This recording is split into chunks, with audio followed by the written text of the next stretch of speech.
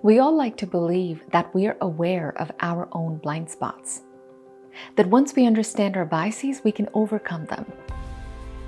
But research shows otherwise.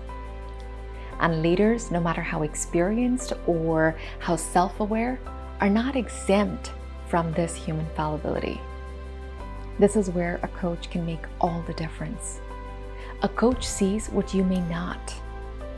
A coach helps you navigate your blind spots in a way that overcomes defensiveness, allowing you to take action from a place of clarity. Let me explain. Cognitive scientists have found that humans operate with two modes of thinking, System 1 and System 2. System 1 is intuitive. It's fast, automatic, and effortless. It's the mode you're in when you are driving into the office or any familiar route, when you're having a casual conversation or you're playing a game of tennis. You're not focused on the how, you just do it. System 2 is deliberate. It's slow, effortful, and engaged when you're solving a complex problem, or learning a new skill, or making high-stakes decisions. Now here's the catch. Most of our decisions, even as leaders, are driven by System 1. It's efficient, it gets a job done, even though it's prone to errors. And this is where blind spots come into play. Without a coach, most leaders are stuck operating in System 1. When you're rushing from one emergency to another, you don't have the time or the motivation to switch to System 2, which is where real reflection happens. A coach helps you tap into that System 2 thinking, essential for making good decisions. If you're thinking, well, coach is a human, how come their biases are not at play? Well, they are. The difference is that when a coach is working with a client, they are in service of the client. They're not part of the client's system.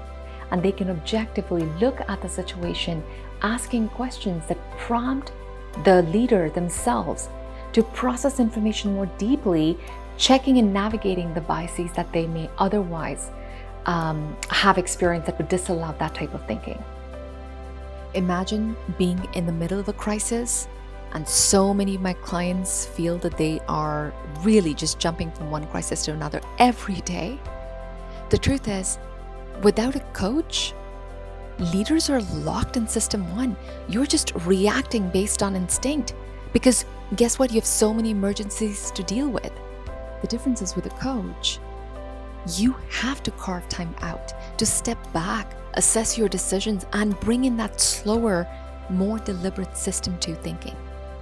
On a quieter day or evening when you're processing who you want to be as a leader and you commit to more purposeful leadership journey, an intention of doing the best that you can, you make a pre-commitment. You make a pre-commitment to hiring a coach and you're working with a coach for the next 6 months. A pre-commitment is a commitment you make today that put constraints on how you will behave in the future. Ideally, behaving in a way that your desired future self would behave. So no matter how crazy your day may feel, you have made a commitment to pause for 1 hour to work with a coach because you have an engagement or commitment. You may think, really, am I only doing level 2 or System 2 thinking just for 1 hour a week? Truth is, even that is miraculous. And it's not because it's not a slight on leadership. That's just the nature of how fast things are happening and how many operational leaders are so down into the weeds that they can't dare to pause.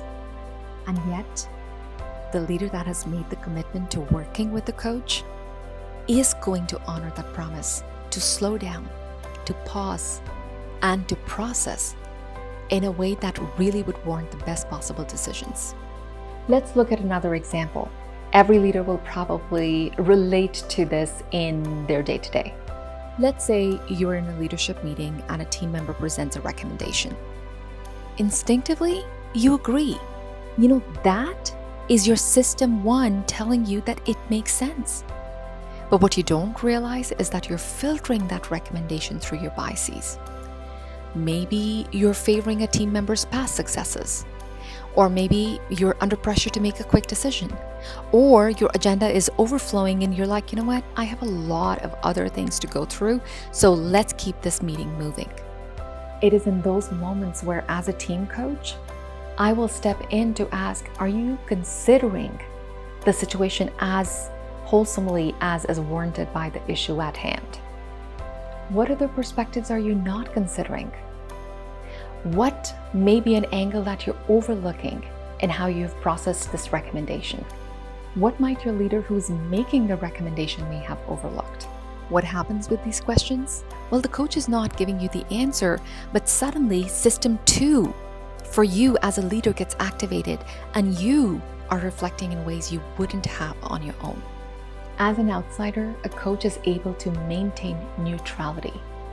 They're not part of your team. They are not part of the system, which is why they are removed and they can see things that you may be too close to see. It's not that you're ignoring the facts. It's that your brain is wired to create a narrative that fits the world as you see it. And here's the thing. System 1 is really good at creating that narrative. It's quick, it's efficient, and it's usually right. But usually only, not always. When System 1 fails, we're usually unaware that it actually has failed. That's why we need the coach or that external person to point out the blind spots. Let's be honest, experience alone won't help you catch these errors. No matter how seasoned you are, you're still vulnerable to the same cognitive biases as everyone else. Coaches help you spot System 1 errors in the decisions that either you're making or your team is presenting to you. And how do they do that? By engaging your System 2 thinking. They ask the tough questions, bring in objectivity, and most importantly, they hold the space for you to reflect deeply. And a coach can't do that without your permission. I constantly tell my clients, especially the executive teams that I coach, it takes a lot of courage to invite an outsider to see the dynamics and to then share and reflect those observations back. It is not for the faint of heart, but the rewards are also plentiful. After all, coaches are not just for accountability or motivation. They can be the key to unlocking deliberate, reflective thinking that's critical to making sound decisions. Without them, you risk staying stuck in reactive, intuitive thinking, missing the bigger picture, and possibly letting your biases cloud your judgment. If you are a leader committed to making better decisions, to uncovering your blind spots when it matters the most, and to leading with clarity and conviction, I invite you to find a coach, because even the best leaders don't do it alone. Think of the best in any field. Those individuals leaned into partnering with their coaches to elevate their performance and impact. If what I've shared today intrigued you, please, I would love to hear from you. You can email me at this email address or click the link below to book a discovery call to see if we are a fit and if I can be that partner for you on your journey to excellence. Thank you for watching, and don't forget to like and subscribe for more insights on elevating your leadership and influence.